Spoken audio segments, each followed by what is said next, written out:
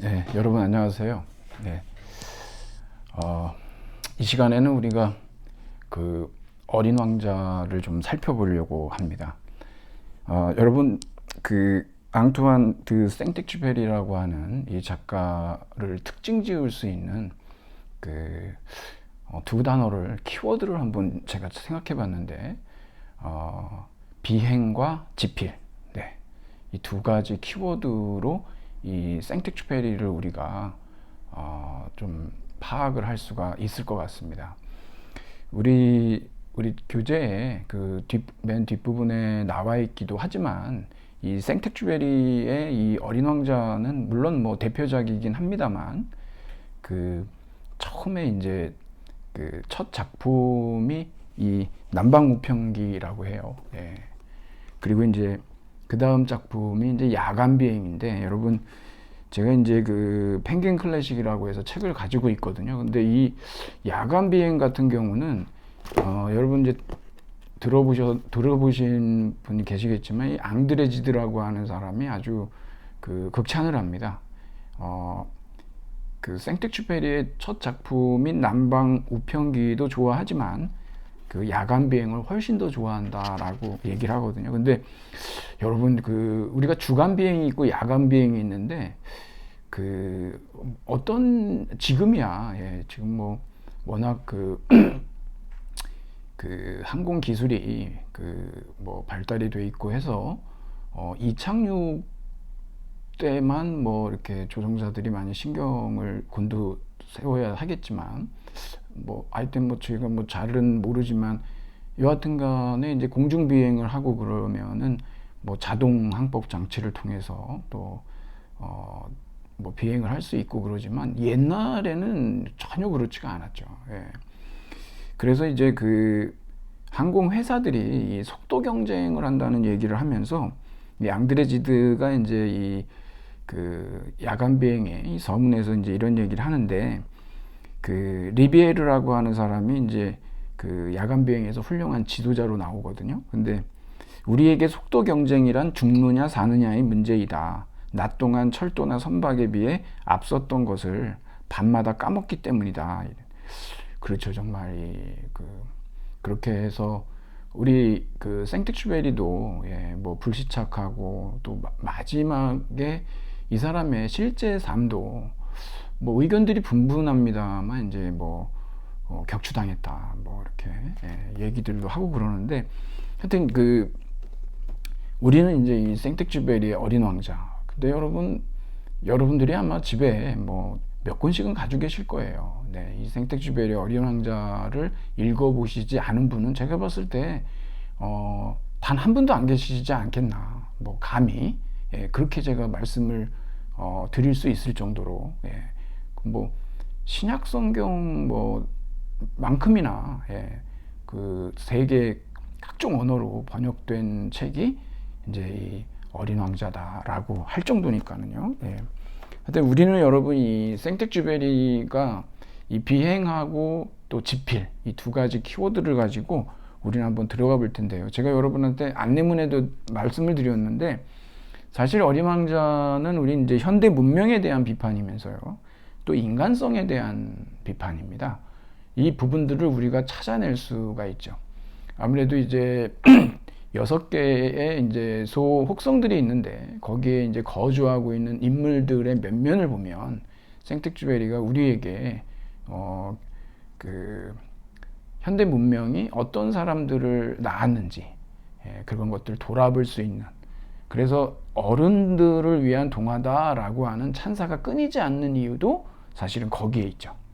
그리고 여러분 여기 생텍쥐베리가 미술 학교를 직접 다니기도 했어요. 예, 그래가지고 이 그림 실력이 뭐 아주 상당한 수준입니다. 그래서 우리 이 어린 왕자에 들어있는 모든 이제 그 일러스트레이션들, 네, 그런 사파 그림들을 갖다가 전부 이제 생텍쥐베리가 그림을 그렸습니다. 그리고 가장 공들여서 그렸던 그림이 있어요. 이 속에서도, 예, 우리가 이따가 찾아보겠지만 이제 바오밤 나무 그림이 있습니다.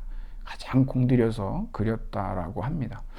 그리고 뭐 하여튼 그런 그런 그 사파를 통해서 그 일종의 어떤 심리 분석을 하기도 하고 하거든요. 그래서 다양하게 그 하나의 어떤 그 은유로 이렇게 해석이 되기도 합니다. 그리고 여러분들이 이제 PPT를 보시면 그 뭐 이제 그림도 많이 나와 있고 뭐 생텍쥐베리에 이제 여기에서 이제 장미로 상징이 되고 있는 이 콘수엘로 순신, 네, 뭐 아내죠. 예. 하여튼 뭐 우리가 이제 그렇게 한번 그 보도록 하겠습니다. 우선 여러분 우리 뭐 주요 용어가 이렇게 나와 있는데 그 279쪽에 보면 이제 장미가 있죠. 장미. 예. 결국 그 이 어린 왕자가 B610이라고 하는 그러한 이제 뭐 집채만한 정도밖에 크기는 안 됩니다만 그 행성에서 그 떠날 수밖에 없었던 이유는 이 장미하고의 여러 불화죠. 이 장미가 상당히 변덕스럽고, 예. 결국 이제 떠날 때쯤 해가지고서는 사실 서로가 좋아했다라고 하는 것을 이제 알게 되지만 역시 이제 장미가 이제 뭐 바람 분다고 바람막이를 해달라든지 뭐 괜히 뭐 무섭다 그러고 뭐 여러 가지 요구 변덕 이런 것들을 견디다 못해서 그 철새의 이동하는 철새를 통해서 이제 그 별들을 여행하게 되죠. 여기서 이제 그 이 아내인 이 순신을 상징하는 것으로 그렇게 이제 알려져 있습니다. 그리고 여러분 두 번째 보면은 여우가 있죠. 이 여우는 특히 이제 21장에 우리가 이제 27장으로 이루어져 있는데 21장에 보면은 아주 이 현자예요. 예, 사막 여우고 그래서 어린 왕자에게 사랑, 길들임.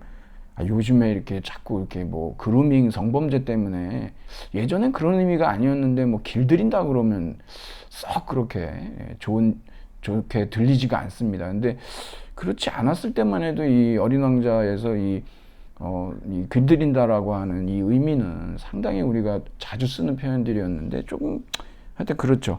또 의뢰, 우정, 마음의 눈 뭐 이런 이따가 우리가 이제 살펴볼 겁니다.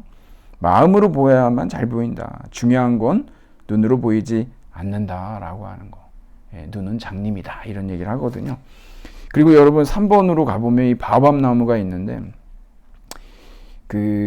이 바오밥 나무에 대해서 이제 제가 좀 말씀을 좀 드리지 않을 수가 없는데 이 어린아이들에게 이제 뭐라고 얘기하냐 그러면은 어린이들아 뭐 그 바오밥 이게 게으름뱅이의 별이거든요. 여기 뭐라 그러냐 그러면은 어린이들아 바오밥 나무를 조심해라 이러거든요. 그리고 이 바오밥 나무에 대한 여기 설명을 보면은 우리 각자의 마음속에 들어있는 그 어둠의 씨앗. 네. 이게 이제 우리 마음속에 들어있는데 이 바오밥 나무에 대한 5장이죠. 5장을 이렇게 보면은 이것은 일종의 삶의 규율이라고 얘기를 합니다. 예, 그래서 이제 우리의 인간 본성에 들어있는 어두운 측면들이 있는데 이 바오밥 나무의 이 씨앗을 제때 그걸 뽑아내지 못한다라고 한다면 나중에 이게 엄청나게 커져가지고 결국은 그냥 그 행성 자체를 갖다가 아예 그냥 망쳐버리는 그런 일이 이제 발생한다는 거죠. 그러면 여러분 우리 속에 들어있는 이 어둠의 씨앗, 이 바오밥 나무, 물론 이제 현실 속에서 바오밥 나무는 무덤으로 사용되기도 하고 또 사람들이 그 속에 들어 거주하기도 하고 상당히 유용한 나무인 거는 사실인데 여하튼 이 작품 속에서 바오밥 나무는 그렇지가 않아요. 네, 항상 그 씨앗을 미리미리 알고 그것을 제거해 주지 않으면 이 행성 자체가 아예 그냥 쓸모가 없어지는 그런 문제가 발생하거든요. 이것은 이제 우리에게 뭘까요? 예, 이 바오밥 나무는 여러분에게 바오밥 나무는 뭡니까? 여러분의 본성 속에 들어있으면서 어둠의 씨앗이고 내버려두면 완전히 여러분을 망쳐버리는 그런 것들은 뭐가 있을까요? 여러 가지가 아마 있을 겁니다. 근데 저는 여러분들한테 오늘 이게 어린 왕자는 사실 여러분 많이들 알고 계시고 그래서 좀 다른 얘기를 좀 많이 해드리려고 저는 마음을 먹고 있는데 우선 여러분 우리 속에 들어있는 이 바오밥 나무 저는 무엇보다도 중요하다고 생각하는 게 이제 이 낮은 자존감, 네. 제가 여러분들도 한 권씩 가지고 계실 수도 있어요. 예, 이 자존감 수업이라는 이 책 아시죠, 여러분? 네. 그 윤홍균 이 선생님께서 이 자존감 수업. 여러분 저도 사실 뭐 인간은 누구나 아파요. 예, 아프지 않은 사람은 없어요. 예, 그게 강한 게 아닙니다. 아프지 않다라고 얘기하는 사람이 결코 강한 사람이 아니에요. 저도 이 낮은 자존감 때문에 참 고통을 많이 겪었어요. 근데 그래서 이제 이 책을 제가 이제 사서 조금씩 읽으면서 이 자존감에 대해서 새로 개념 정립도 하고, 그리고 저 자신의 자존감을 높이기 위해서, 이게 아주 자존감이 계속 낮아지고 이러면 정말 이 바오밥 나무죠. 완전히 그냥 그 개인을 다 그냥 먹어버립니다. 그러면 정말 나라는 존재는 너무 이 세상에 불필요한 존재 같고 쓸모없는 존재 같고, 그게 이제 낮은 자존감이고, 그게 지속되면 결국 좋지 않은 결과로 가게 되겠죠. 여러분은 기필코 여러분 자신을 아끼고 사랑해야 돼요. 예. 그래서 이 자존감도 여러분 노력하면 높아질 수가 있어요. 이 윤용균 선생님이 좋은 얘기들을 많이 해 놓으셨어요. 예. 꼭 여러분 사회적으로 성공해야지만 자존감이 높은 게 아니에요. 예. 충분히 여러분이 여러분 자신을 두려워하지 마시고 사랑하세요. 혹시라도 내가 더 이상 발전을 안 하고 여기에 멈춰 있지 않을까, 혹시라도 내가 공주병에 걸리지는 않을까, 왕자병에 걸리지는 않을까, 그런 걱정은 붙들어 매시고 절대 그렇지 않습니다. 예, 여러분이 정말 아낌없이 여러분들을 사랑해야 됩니다. 이것은 여러분이 이 세상에 살아가면서 반드시 여러분이 하셔야만 되는 여러분 자신에 대한 예의고 의무예요. 꼭 여러분이 자존감 수업 혹시라도 집에 가지고 계시면은 계속해서 한번 읽으세요. 그럼 여러분 정말 도움이 많이 됩니다. 알아야 됩니다. 이거 반드시. 그리고 요즘에 이제 최근에 또 이렇게 제가 이제 보게 된 책이 있는데, 우리 정혜신 선생님 있죠. 예, 아주 이 사회를 위해서 훌륭한 일을 많이 하시는 정신과 전문의신데, 이 당신이 옳다. 이 정혜신의 적정 심리학 그러는데, 여러분이 원래 이게 첨단 기술이 아닌 그 지역에 맞는, 그러니까 적정 기술이라고 하는 그런 게 있거든요. 그래서 뭐 작은 것이 아름답다, 뭐 슈마어의 그런 책도 있는데, 많은 이 정신과 전문의들이 결국에 어떤 의료라는 게 산업화되어 있잖아요. 이게 산업화되어 있다 보니까 가능하면 이제 처방을 많이 한단 말이에요. 물론 약물 치료가 필요한 경우들이 분명히 있겠죠. 그런데 아무래도 이 제약회사들의 여러 로비도 있고 그런 문제들로 인해서 사실은 이제 너무 그쪽으로 가고 있는 부분들이 분명히 있다는 거죠. 그런데 어쩌면 우리가 마음의 상처를 가지고 있으면서 이런 정신과 전문의 분들한테 원하는 거는 공감일 거라는 거예요. 나 이렇게 아파요. 그러면 아프시죠? 그걸 갖다가 이분은 당신은 옳다라고 하는 거. 저는 이 말씀에 정말 전적으로 동의합니다. 왜냐하면 여기에도 그런 예가 나와 있는데, 예를 들어서 비행 청소년이 있다. 근데 그 친구한테 얘기하면서 네가 오라. 왜? 그렇게 할 수밖에 없는 이유가 분명히 있어요. 네. 그렇게 얘기해 줬을 때 나는 옳단다 이러면서 계속 그러한 행위를 한다? 그렇지 않거든요, 사람은. 오히려 여러분, 인정받고 싶은 거예요. 누군가로부터. 그리고 그게 큰 힘이 돼요. 어느 누구도요, 자기 인생을 망치고 싶은 사람은 없어요. 그러니까 이 정혜신 선생님 얘기하시는 건 뭐냐면, 정말 이 현실 속에서 정말 필요한 심리학. 그게 바로 이제 적정 심리학이라고 이렇게 명칭을 갖고, 산업화된 의료가 아닌 정말 실생활에서 우리가 필요할 때 언제든지 끌어내서 쓸 수 있는 정말 유용하고 바로 효과가 드러나는 그러한 심리학으로서 제목이 이게 당울이라고 그러거든요. 당신이 옳다. 다 이유가 있다. 왜 그렇게 마음이 아픈지 알겠다. 왜 당신이 그렇게 행동하는지 알겠다. 그러면서 이 책에서 무척 강조하고 있는 게 뭐냐면 충조평판하지 마라. 여러분 충조평판이 뭘까요? 여러분 한번 찾아보세요. 여러분 그거 딱 이렇게 검색하면 나옵니다. 정말 우리 여러분 충조평판 한번 정말 생각해 봐야 합니다. 여러분 당신이 옳다.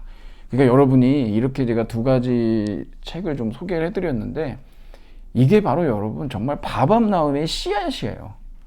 이거 내버려 두잖아요. 이 낮은 자존감, 상처, 마음의 상처, 그런 것들을 그냥 내버려 두게 되면 나중에 정말 큰 문제가 생길 수가 있는 거죠. 그러니까 우리는 이러한 것들을 어떻게 하면 여러분 이게 뭐 옳은 감정, 그른 감정이 있는 게 아닙니다. 감정이라고 하는 것에 감정도요. A tear is an intellectual thing이에요. 눈물이라고 하는 것도 지적인 거예요. 감정을 갖는다라고 하는 거 그거 공감 능력이고 그건 지적 능력이에요. 너무 우리가 뭐 이성 감정 해가지고 이분법적으로 그렇게 나눠놨던 것들은 사실 이성 중심주의의 폐해예요. 그러니까 여러분들이 느끼는 그러한 감정들은 너무나 다 중요하고 소중한 것들이에요. 그렇게 시작을 하는데 그런 것들을 여러분들이 일종의 자기의 어떤 도약, 자기의 어떤 인격을 더 풍성하게 하는 과정으로 여러분들이 삶의 규율로서 이런 부분들을 잘 공감하고 자기 자신을 사랑하고 소중히 여기는 그러한 그러한 과정들이 이 바오밥나무와 관련된 얘기에서 나온다는 겁니다. 그러니까 여러분 이거 꼭 바오밥나무 꼭 기억하시고 그러한 씨앗들은 미리미리 여러분들이 잘 정리해서 여러분 마음속에 그 별들이 반짝반짝 빛날 수 있도록 그렇게 하시면 좋겠습니다. 그리고 여러분 뱀이 있는데 4번에 이제 뱀이 있어요. 여기 이제 어린 왕자는 세 종류의 뱀이 등장한다라고 하는데 이 화자가 어렸을 때 6세 때 이 원시림에 관한 책을 봤더니 여러분들이 그 그림 보시면 알 겁니다. 그래서 이제 거기에 보아뱀이 이 보아뱀이 이제 꽉 조여가지고 그래가지고 죽이는 뱀이죠.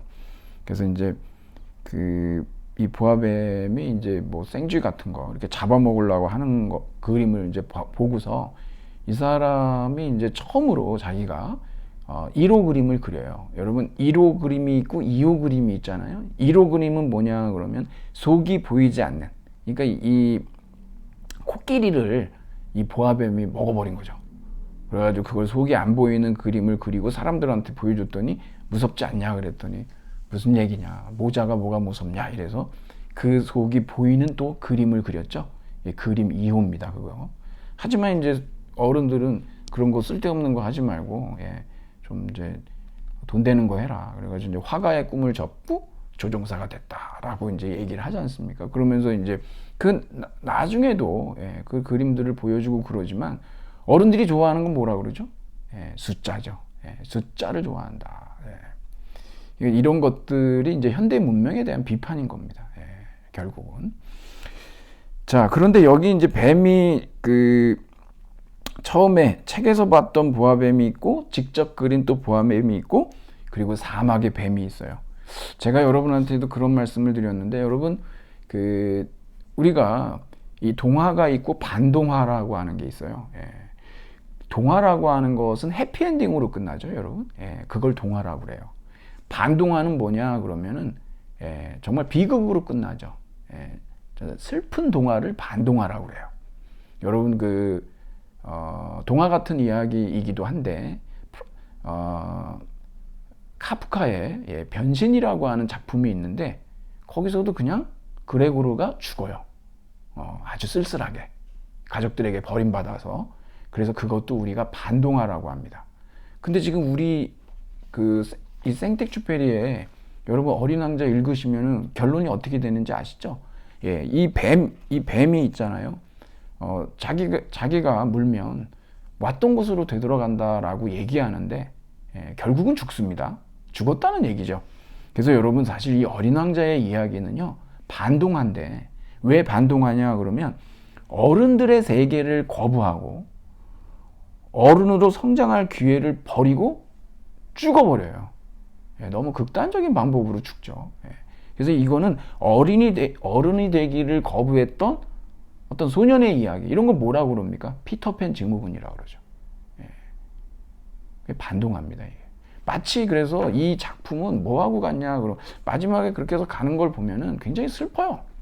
뭐야 이게, 막 이렇게 생각이 들거든요. 예. 정말 이게 어린아이들이 읽어서 이게 좋은 책인가 막 이런 생각이 들 정도로도 그러는데, 마치 이 작품은 뭐하고도 좀 비슷하냐 그러면 자살할 때 탁자 위에 남겨놓는 편지, 예, 뭐 유언 이런 느낌이 있다는 거예요. 예, 여러분들이 아마 뭐 읽어보시면, 예, 뭐 유언장 아니면 뭐 마지막으로 쓴 편지 같은 그런 작품이다라고 하는 것을 아실 겁니다. 굉장히 가슴 아프고, 예, 슬픈 동화입니다. 그런 걸 뭐라고요? 반동화라고 그러죠. 반동화. 자, 그리고 여러분 여기 별이 있습니다. 예, 소행성 B612라고 하는 게 있는데, 이게 뭐 터키 천문학자에 의해서 이제 발견되는, 예, 그런 내용들도 나오고, 특히 이제 여기서부터 우리가 좀 봐야 되는 거는 어린 왕자가 결국은 자기의 행성 B612를 떠나가지고, 예, 그래서 이제 다른 별들을 갖다 여행하는데, 거기에서 만났던 사람들이 있죠, 여러분. 예, 그걸 한번 우리가 볼까요? 우리 여기 책에 보면은요, 네, 거기 286쪽으로 가잖아요. 그러면 거기에 중간 단락에 첫 번째부터 나오는 별이 있습니다. 예, 그 첫 번째 별은 결국 왕이죠. 예, 이 왕은 아무래도 그냥 어떤 권력, 예, 그리고 사람들에게, 다 사람들을 신민으로 대하고, 그리고 이제 거기에서 뭔가 이렇게 뭐 지배, 예, 라고 하는, 예, 그런 부분들. 예. 그래서 이제 권위만 부리고, 예, 복종만 요구하는 뭐 그러한 이제 왕이죠. 여러분 여기서 제가 그런 말씀 한번 드려볼까요? 여러분 우리 대한민국 헌법 제1조, 예, 대한민국은 민주공화국이다. 대한민국의 권력은 국민으로부터 나온다. 뭐 국민 주권주의, 뭐 정확한 건 아니지만 그렇게 나오죠, 여러분. 여러분, 국민이란 말 있잖아요. 예, 사실은 저는 썩 국민이란 말을 좋아하지 않습니다. 차라리 국민이란 말을 쓰려면은 시민이 그나마 난데, 사실 제가 진짜 쓰고 싶은 거는 인민. 근데 이게 인민 그러면은 뭐 우리 남북 문제가 있고 이러니까 좋은 말인데 쓸 수가 없어요. 그쪽이 먼저 쓰는 바람에. 국민이라고 그러면 어떤 뜻이냐 그러면은 국가의 구성원의 의미가 강하고, 그 국가가 더 우월한 위치에 있다라고 하는 것을 갖고 있죠. 예. 국가가 먼저가 아니거든요, 사실. 근데 인민이라고 하는 건 뭐냐 그러면 국가보다도 그 한 개인의 어떤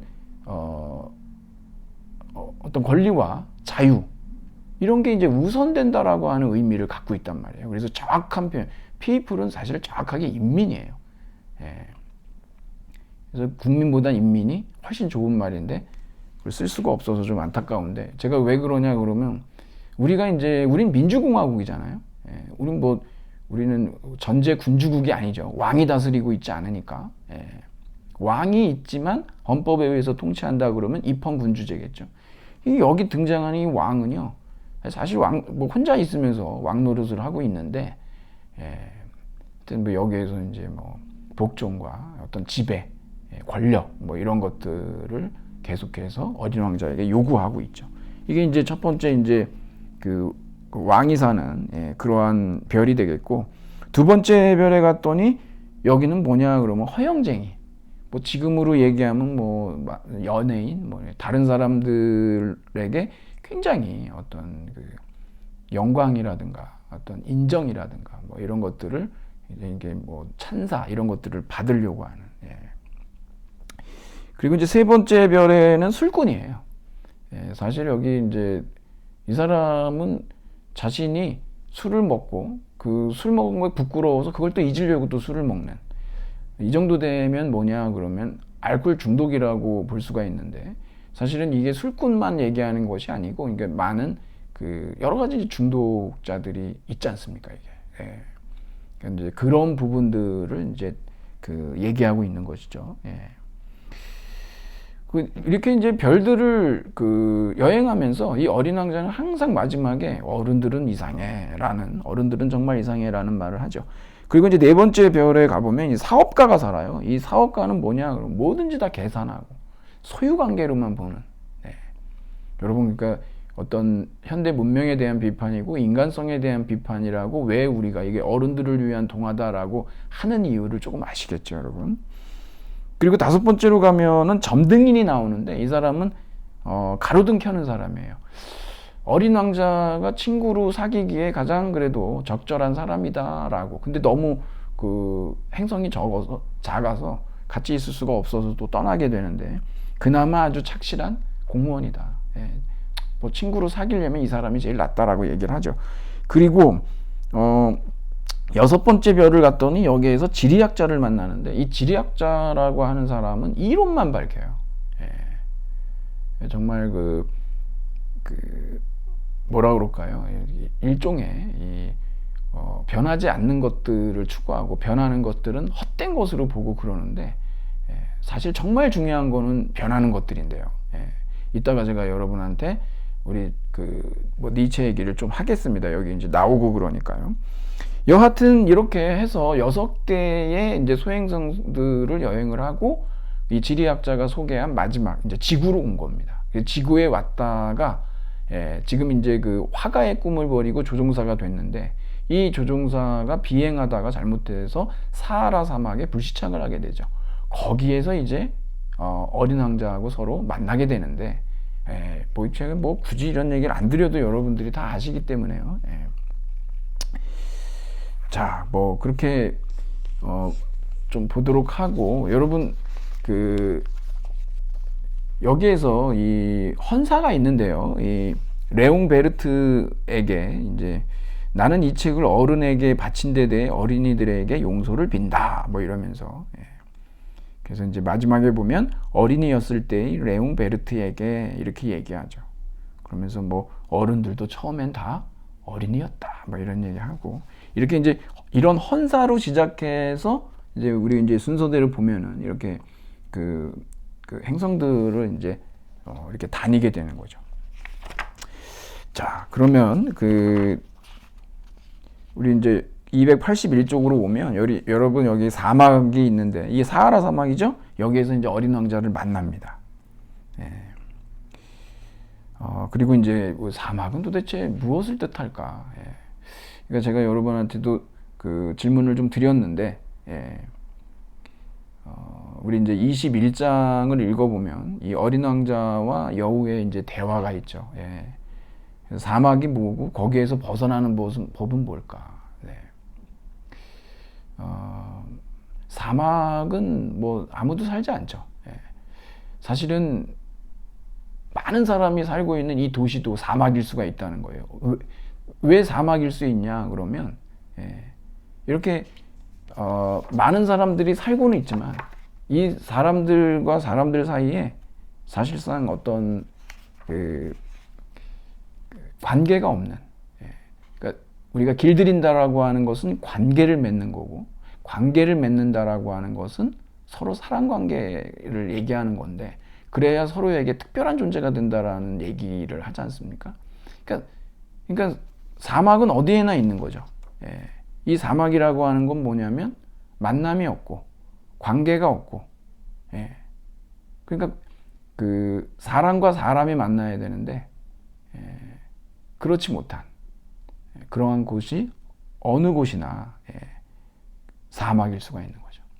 결국 그 사막에서 벗어나기 위해서는 우리가 결국 길들여야 되고 관계를 맺어야 되고, 그 내용이 이제 여러분 이제 여기서 나오는 거죠. 예. 그러니까 우리 많은 사람들이 오가는 이 도시 속에서도 사람들은 외롭다라는 거죠. 왜 그러냐 그러면 만남이 없어서 그렇다는 거죠. 이 만남이라고 하는 것은 나와 너가 인격적으로 만나는 그러한 관계를 말하는데, 그렇지 않고 하나의 그냥 일종의 어떤 사물로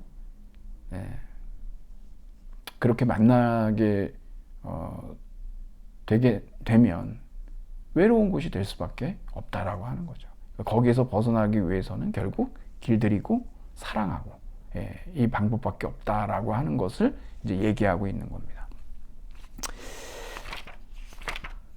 네, 그 285쪽에 이 생텍쥐페리가 1944년 7월 31일 오전에 이렇게 이제 결국 실종이 됐는데, 보통 아까도 제가 말씀드렸지만 뭐 추락이냐 자살이냐 뭐 격추냐 어찌됐든 뭐 어린 왕자도 그러고 이 생텍쥐페리 자신도 뭐 발견이 되지는 않았습니다. 뭐 보통 이제 격추됐다 이런 얘기들을 많이 하죠. 자, 그러면 여러분 뭐 이 정도로 이 어린 왕자에 대한 얘기는 이제 이 정도로 우리가 좀 정리를 해보고, 우리 이제 287쪽에 가보면 니체 철학과 어린 왕자가 이렇게 나와요. 좀 여기에 우리가 좀 포인트를 좀 맞추려고 합니다. 왜 그러냐면 사실 어린 왕자에 대한 이야기는 뭐 워낙 유명하고 여러분들이 많이들 읽고 알고 계시기 때문에 사실 이제 이 얘기를 굳이 이렇게까지 뭐 해야 되나라고 할 정도로 그렇게 많이 알려져 있기 때문에 그러죠. 그래서 오히려 여러분하고는 좀 우리 이제 송덕호 선생님께서 왜 여기 어린 왕자의 니체 철학을 가지고 오셨냐 그러면, 다른 이유 때문에 그러신 게 아니라 여기에 그 정신이 이제 세 단계의 변화가 있는데 마지막이 어린아이라서 그래요. 그래서 그것 때문에 고민하시다가 니체 철학에 이게 있으니까 이거하고 한번 해서 한번 연결을 한번 해보자라고 하셔가지고 이것을 가지고 오신 겁니다. 그래서 이 얘기를 좀 여러분하고 좀 나눠보도록 하겠습니다. 우선 여러분, 그러면 제가 여러분한테 나눠드린 그 읽기 자료에 보면 거기에 이 자라투스트라는 이렇게 말했다라고 이 책이죠. 이 책이 이제 니체의 주저라고 보시면 돼요. 니체 자신도 얘기했지만 니체의 에케 호모라고 하는데, 이 사람을 보라라고 하는 또 책이 있습니다. 거기에 보면은 내 작품 중에서 자라투스트라는 이렇게 말했다는 독보적이다라는 얘기를 하고 있습니다. 그리고 여러분, 이 리하르트 마그너라고 하는 사람이요. 제가 알고 있기로는 음악가들 중에서 거의 뭐 다이아몬드 수저 좀 되는 사람이에요. 이 사람이, 리하르트 스트라우스가. 쌍벽을 이뤘던 맨델스존이 있는데, 맨델스존도 뭐 다이아몬드 수저죠. 그런데 그 맨델스존보다도 더 운이 좋은 행복한 삶을 산 사람인데, 리하르트 슈트라우스입니다. 그러니까 바그너가 아니라 리하르트 슈트라우스인데, 리하르트 바그너와는 다르죠. 이 슈트라우스인데 이 사람은 굉장히 오래 살았어요. 맨델스존은 젊은 나이에 40이 안 돼서 죽죠. 그래서 이제 이 사람은 뭐 다이아몬드 수저에 장수까지 했기 때문에 뭐 어떤 다른 음악가하고 비견할 수 없을 정도로 그렇게 행복한 삶을 산 걸로 이제 유명한데, 저도 이거 어렵게 구했는데 이렇게 작품이 있어요. 이 낭만주의 음악가인데, 이 슈트라우스가 자라투스트라는 이렇게 말했다를 읽고서 일종의 표제 음악이죠. 그래가지고서는 이 작품을 씁니다. 그래가지고 특히 여기에서 여러분, 이 서곡이라고 하는 아인라이퉁이 있는데 1분 55초밖에 안 돼요. 여러분들이 유튜브로 검색해 보시면 이거 당장 나오거든요. 이 음악을 저기 아인라이퉁만 들으셔도 아주 정말 뭐 장엄하죠. 정말 막 어떤 영화에서도 사용되고 그랬었는데 굉장히 아주 뭐 장중한 음악이 흘러나옵니다. 한번 여러분 들어보시면 좋을 것 같아요. 예. 그래서 이 자라투스트라는 이렇게 말했다라고 하는 이 책이 1부에서 4부로 이루어져 있거든요. 그리고 니체의 가장 니체 스스로도 얘기하지만 대표작이기도 하고 그래요. 그래서 여기에 자라투스트라의 이제 그 머릿말이 한 그 10개의 조그만 그 토막글로다가 토막글이 아니라 10개의 어떤 절이라고 그럴까요? 그래서 이제 짤막짤막하게 자라투스트라의 머릿말이 나오고, 그 다음에 이제 자라투스트라의 가르침의 첫 번째가 새 변화에 대하여요. 그래서 여러분한테 제가 이제 그거 나눠드린 게 그겁니다. 굉장히 이게 그 의미가 있죠. 사실은 이 자라투스트라가 누구냐 그러면 여러분 이 자라투스트라는 우리가 보통 조로아스터라고도 하는데요. 자라투스트라의 영어 이름이 조로아스터예요. 그래서 조로아스터 교라고 있죠. 또는 사람들이 자라투스트라 교라고도 얘기해요. 중국에서는 이제 이 사람들이 불을 신성시하기 때문에 배화교 이렇게 얘기도 하고 그렇습니다. 그리고 이제 메리 보이스라고 하는 사람이 최근에 그 조로아스터교의 역사라고 이거를 이제 이제 번역이 됐어요. 그 메리 보이스의 그 책이 여러분들이 한번 검색해 보시면 보실 수가 있는데, 이 조로아스터교는 사실 유명한 이유가 어디 있냐 그러면 세계 종교사에 엄청난 막대한 영향을 끼친 그 부분이 굉장히 놀라워요. 예. 그래서 여러분들이 이 조로아스터교가 유대교, 그리스도교, 그 다음에 이슬람교에 굉장히 많은 그 영향을 미치는데, 사실은 이게 이제 결국 이 그 자라투스트라, 그다음에 조로아스터교는 고대 페르시아, 지금의 이란이죠. 그러니까 이란의 어떤 종교적인 발명품이 사실상 유대교, 그리스도교, 그 다음에 이슬람교에 굉장히 많이 들어가 있습니다. 여기에 대해서는 제가 여러분한테 뭐 따로 말씀을 드려야 될 정도이기 때문에 이 정도만 말씀을 드리고 말겠는데요. 근데 문제는 어디 있냐 그러면 여러분들이 이것은 구분해 놓으셔야 돼요. 예, 뭐냐 그러면 여러분 사실 자라투스트라라고 하는 이 예언자거든요. 예, 이 예언자가 아후라 마즈다라고 하는 유일신을 이제 그 유일신관을 이제 그때 설파를 하게 되는데, 사실 이 사람이 아후라 마즈다로부터 쌍둥이 신이 나옵니다. 그게 뭐냐 그러면 선한 영으로 해가지고 스펜타 마이뉴라고 나오고, 악한 영이 있어요. 악령, 악령이요. 그래서 앙그라 마이뉴라고 합니다. 이 앙그라 마이뉴를 샤이틴 또는 사탄 이렇게 얘기해요. 좀 감이 오시죠, 여러분? 이게 이제 유대교, 그리스도교 다 영향을 준 거예요. 처음으로 그 세계 종교사에서 처음으로 악의 계보를 갖다가 제시한 종교다라는 그러한 평도 받습니다. 근데 이렇게 선한 영과 악한 영, 그러니까 사실상 이 자라투스트라가 처음으로 도덕이라고 하는 거, 선과 악이라는 도덕이라고 하는 그 발명품을 만들어냈다는 얘기죠. 그런데 이 니체가 이 사람을 보라 해서 뭐라고 얘기하냐 그러면 이런 얘기를 해요. 이거 직접 제가 읽어드릴게요. 그 페르시아인의 역사상의 엄청난 독특성을 이루고 있는 것과, 즉 이 사람이 도덕을 처음 발견해낸 거죠. 발명했다고 해야 되나? 내가 말한 자라투스트라는 바로 정반대다. 그러니까 무슨 얘기냐면, 지금 여러분 자라투스트라는 이렇게 말했다 해서 이 자라투스트라는 사실은 니체의 대변인이에요. 근데 니체는 뭐라고 얘기하냐 그러면 도덕이 오류라는 거예요. 이 사람이 또 멋진 책이 있는데 선악의 저편이라는 책이 있고 그러거든요. 니체는 다이너마이트예요. 본인 스스로 얘기를 해요. 다이너마이트라고. 요즘 노래도 나왔지만. 그리고 또 동시에 망치예요. 망치는 무언가를 두드려 받기도 하지만 빼기도 하고 그러죠. 예. 망치로 철학학이라고 얘기하면서 수많은 우상들을 깨부십니다, 또.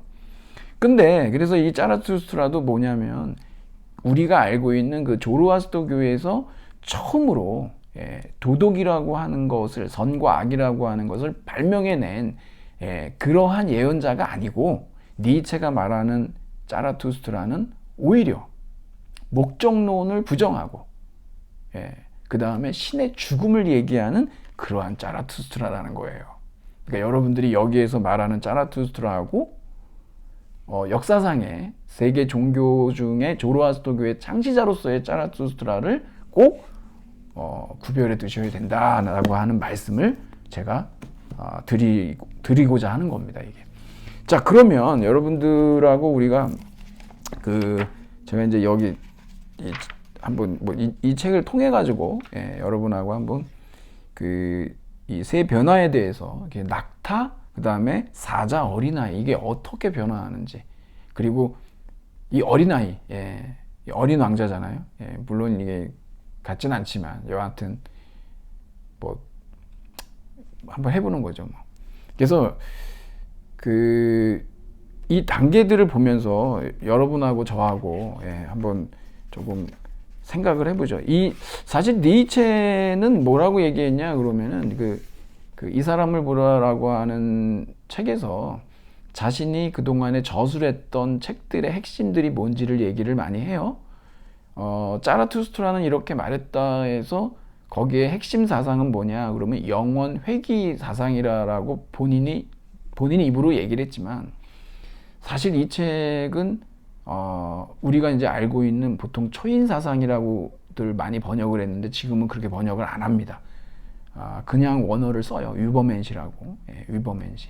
인간에 대해서 니체는 인간은 극복되어야 할 그 무엇, 다윈의 진화론식으로 보고 있는 거예요. 끊임없이 우리는 진화해 나간다는 겁니다. 그래서 이제 그런 차원에서 여기에서는 위버맨시 얘기도 많이 합니다.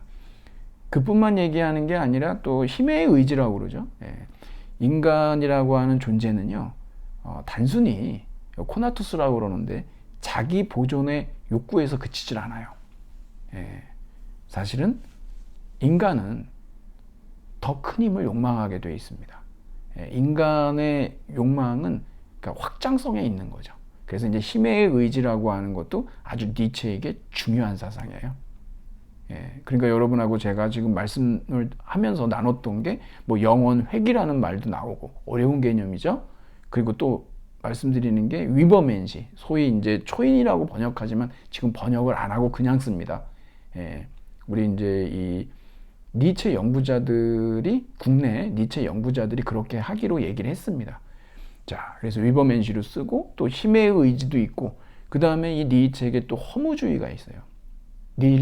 니힐리즘이라고 하는 게 있는데, 니체의 허무주의는요, 능동적 허무주의예요. 수동적 허무주의가 아니에요. 무슨 패배주의를 얘기하는 게 아니에요. 우리가 오늘 이거 얘기하면서 그 능동적 허무주의, 어린아이입니다, 이게. 그러니까 한번 들어가 보도록 하죠. 자, 여러분이 이제 제가 나눠드린 읽기 자료를 보시면 나오는데, 정신의 세 변화가 있는데, 정신이 낙타에서 사자로, 사자에서 어린아이로 이렇게 변화해 나간다라고 이렇게 얘기하는데, 여러분이 이거 한번 읽어보시면서 여러분은 낙타인지 아니면 사자인지 어린아이인지를 한번 뭐 생각해 보실 수도 있을 겁니다. 먼저 이제 낙타는 뭐냐 그러면, 이 낙타는 무거운 짐을 지어요. 여기를 쭉 여러분이 읽어보시면은 막 사막을 향해서 뭐 낙타처럼 짐깨나 지는 정신은 더없이 무거운 모든 짐을 짊어진다. 여기에서 이 낙타를 통해서 니체가 상징하고 있는 것은 뭐냐 그러면 노예 정신, 그렇죠. 반성이 없고 그 무거운 짐들, 여기에서 얘기하는 이 무거운 짐들은 뭘까요? 서양의 형이상학, 도덕. 니체는요, 목적론과 이원론을 거부합니다. 그것이 바로 이제 신의 죽음으로 상징되는 것들이거든요. 근데 이 낙타는 그런 서양의 형이상, 서양의 도덕을 그냥 짊어지고 뭐가 무겁다고 그러냐. 그냥 묵묵히 복종하고 그냥 나아갈 뿐이라는 거예요. 그게 이제 낙타가 상징하고 있는 거고, 여러분들이 여기 읽어보시면 이 거대한 용이 있는데, 이 거대한 용이 그 주인이고 신이라고 낙타가 불렀던 거대한 용인데, 이 용이 뭐라고 하냐 그러면 너는 마땅히 해야만 한다. You should라고 얘기하거든요. 이게 낙타의 정신이었던 거예요. 낙타는 무조건 해야만 한다라고 하는 그러한 그 강제와 억압, 그런 것들에 대해서 이의 제기하지 않아요. 반성하지 않아요. 성찰하지 않아요. 그냥 복종할 뿐이에요. 묵묵히 그냥 짐을 짊어질 뿐이라는 거예요. 이게 낙타의 단계입니다. 근데 여기에서 이제 사자가 등장하는데, 사자의 정신은 뭐냐 그러면 I will이에요. 나는 하고자 한다. 이제 사자는 여기에서 이 거대한 용하고 전투를 벌이려고 하는데, 이 거대한 용의 비늘에 다 써 있는 건 뭐냐면 계속해서 너는 마땅히 해야만 한다. 근데 여기에 대해서 사자가 저항하기 시작한다는 거죠. 사자의 정신은 자유의 정신이에요. 아니오라고 말하는 부정의 정신이고, 그런데 여기서 뭐라고 그러냐 그러면 이 거대한 용이 얘기하는 게 가치는 이미 모두 다 창조되어 있다. 이미 다 모든 그 가치가 창조되어 있어서 더 이상 어떤 정신이 무언가를 낳을 필요가 없다는 거예요. 그것을 갖다가 계속해서 얘기를 하는데, 사자는 일단 아니오의 정신이고 부정의 정신이고, 그래서 그러한 억압으로부터의 자유를 쟁취하긴 했습니다. 근데 사자가 못하는 게 하나가 있다고 그러죠. 그것은 뭐냐 그러면은 새로운 가치의 창조. 그건 못한다는 거예요. 그러니까 부정은 했어요. 그런데 새로운 가치의 창조라고 하는 거는 긍정의 정신인데 그거로 나아가지 못하고 있다는 거예요. 그러니까 여러분 여기서 낙타는 너는 해야만 한다라고 했을 때 노예 정신이고 복종의 정신이라면, 사자는 아니오라고 거부하고 자유를 쟁취하는 그러한 정신인데, 여전히 무엇을 못하냐 그러면 새로운 가치의 창조는 못하는 거예요.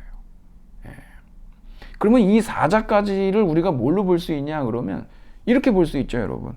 그러니까 기존의 옛 가치에 대해서 부정하죠. 그러니까 사자의 단계에서는 뭐냐 그러면은 기존의 가치들을 부정함으로써 사실은 기존 가치가 상실이 되어 있는데, 문제는 뭐예요? 새로운 가치 창출이 가치를 만들어내질 못해요. 그러니까 뭐냐 그러면 기존의 가치는 없고 새로운 가치가 부재하는 상태. 이거 어떤 상태입니까? 이게 바로 허무주의의 상태죠. 가치가 공백 상태니까. 우리가 기존의 가치들이 무너지고 새로운 가치가 도래하지 않게 되면 그때 우리가 맞닥뜨리는 건 뭐냐면 허무예요. 그렇지 않겠습니까? 그래서 이제 그 다음 단계로 가는데 뭐냐 그러면 바로 어린아이예요. 이 어린아이의 단계는 뭐냐면, 여러분 거기 보면은 순진무구요 망각이며, 여러분 무언가를 창조하려면 이 어린아이는 창조의 놀이를 하고 거룩한 긍정의 정신을 갖는데, 그러기 위해서는 여러분 우리가 무엇인가를 창조하고 긍정적으로 살기 위해서 무엇이 필요하냐 그러면 과거에 대한 망각이 필요하다는 거예요. 그래서 여기 지금 어린아이는 순진무구요 망각이며, 그래야 자유로워지죠. 여러분 우리는 많은 그 심리 상담가들이 얘기하는 게 보면 뭐냐 그러면 지금 여기에 집중하지 못하고 있어요. 대부분의 많은 사람들이 어떤 상황을 살고 있냐 그러면 과거에 대한 후회, 미래에 대한 불안, 그래서 여기 현재에 집중을 못한다는 거예요. 그래서 정말 많은 그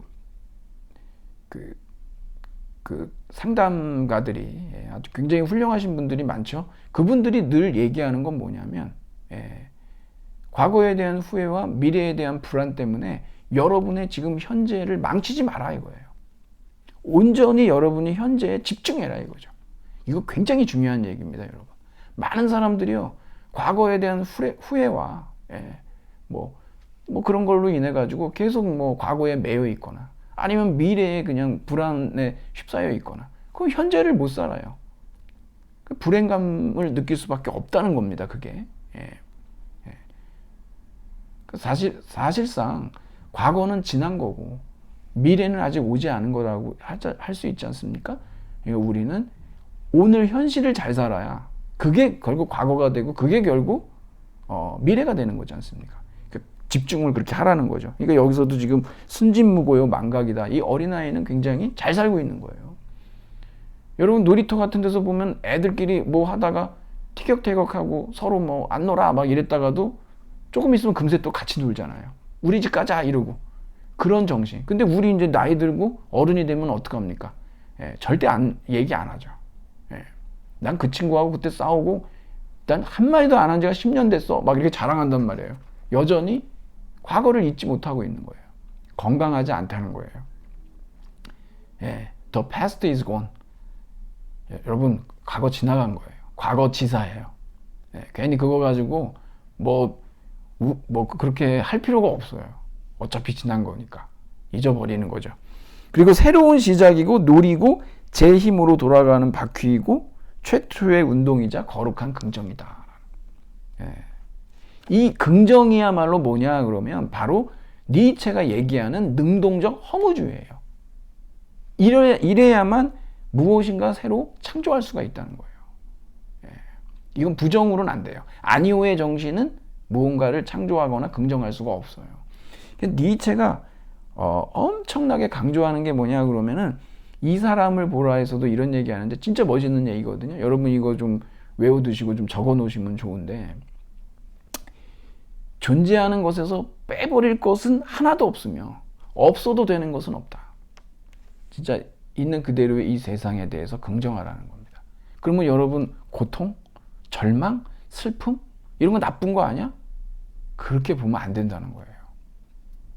이 세상에 빼버릴 거 하나도 없어요. 존재하는 것 중에. 없어도 되는 것도 없어요. 그게 진짜 높은 단계의 바로 이 어린아이의 정신이라는 거예요. 니체는 그런 얘기를 하고 있는 겁니다. 네, 굉장히 멋지죠. 그 마지막에 보면 여러분 자라투스트라는 이렇게 말했다라고 얘기하면서 그때 그는 얼룩소라고 불리는 도시에 머물고 있었다 그러는데 너무 재밌는 건 뭐냐면 엄마소도 얼룩소죠 여러분. 근데 이 얼룩소가 뭐냐 그러면 역사적 인물로서의 자라투스트라가 정말 가르침을 폈던 장소예요. 얼룩소예요.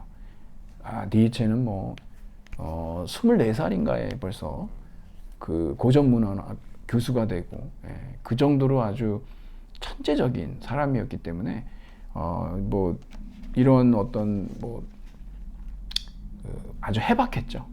그래서 여기에서 이제 이렇게 얼룩소라고 하는 얘기를 한 겁니다. 자, 여러분 그래서 이 세 변화를 보면은 낙타, 사자 그리고 어린아이가 있는데 그 여러분은 그 어느 단계쯤에 계신가요? 낙타입니까? 아니면 사자입니까? 아니면 어린아이입니까? 아니면 왔다 갔다 합니까? 어저께까지는 사자였는데 오늘은 낙타 뭐 이런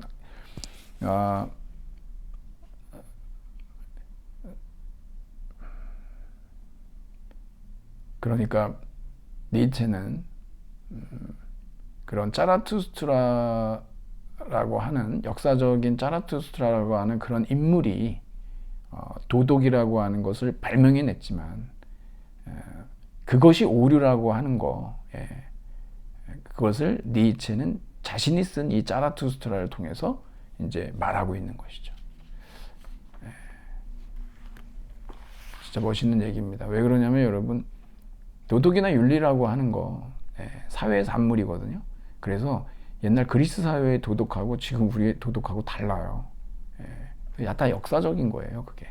그러니까 그런 관점에서 우리가 들여다보면 니체가 지금 얘기하고 있는 그런 왜 도덕이 오류인지 그런 것들에 대해서 생각해 볼 수가 있죠. 정말 다이너마이트, 파괴력이 엄청납니다, 여러분. 자, 뭐 이렇게 해서 저희가 좀 그 어린 왕자에 대한 얘기를 이렇게 좀 살펴봤는데 제가 보통 이제 이렇게 수업을 하면 여러분들한테 이런 질문을 좀 드리곤 했어요. 뭐냐 그러면은 인생에서 절대로 만나지 말아야 될 사람들의 목록을 한번 만들어 보시고 그걸 한번 그 순서로 한번 배열해 봐라. 예. 절대 이런 사람 만나면 안 된다. 1번, 2번, 3번 이런 경우 있잖아요. 여러분 아마 각자 다 있을 겁니다. 뭐 거짓말하는 사람, 뭐 뒷담화 하는 사람, 돈 떼먹는 사람, 뭐 많은 얘기들을 여러분들이 하시거든요. 그 딸에게 주는 레시피라고 하는 책에서 공지영 소설가가 인생에서 만나지 말아야 될 사람에 대한 그 얘기를 좀 해요. 예. 절대 만나지 말아야 될 사람이 뭐냐 그러면 폭력적인 사람. 예. 이건 욕도 포함됩니다, 여러분. 예. 욕을 많이 여러분들이 친한 사이일수록 친근감의 표현으로 욕을 하는 경우들을 제가 많이 보는데 욕설을 한다든가 언어폭력이죠. 또 가벼운 폭력을 행사하는 이런 사람들은 절대 만나서는 안 된다. 그리고 두 번째가 뭐냐 그러면 자존감이 낮은 사람. 여러분 자기를 사랑하지 못하고 자기가 소중하다고 생각하지 않는 사람이 좋은 친구가 될 수 있을까요? 될 수가 없어요, 여러분. 자존감 낮은 친구를 만나게 되면 여러분도 자존감이 낮아져요. 그렇죠? 그러니까 친구인데 친구가 자기 자신을 사랑하지 않는 친구예요. 그런 친구를 만나면 여러분들이 기분이 좋습니까? 여러분도 우울해지죠. 예. 그리고 또 하나 불행한 사람. 예. 저 만나봤는데 항상 보면 그 우울함이 그냥 넘쳐나는 진짜 만나고 나면은 기가 빨리는 느낌이 들어요.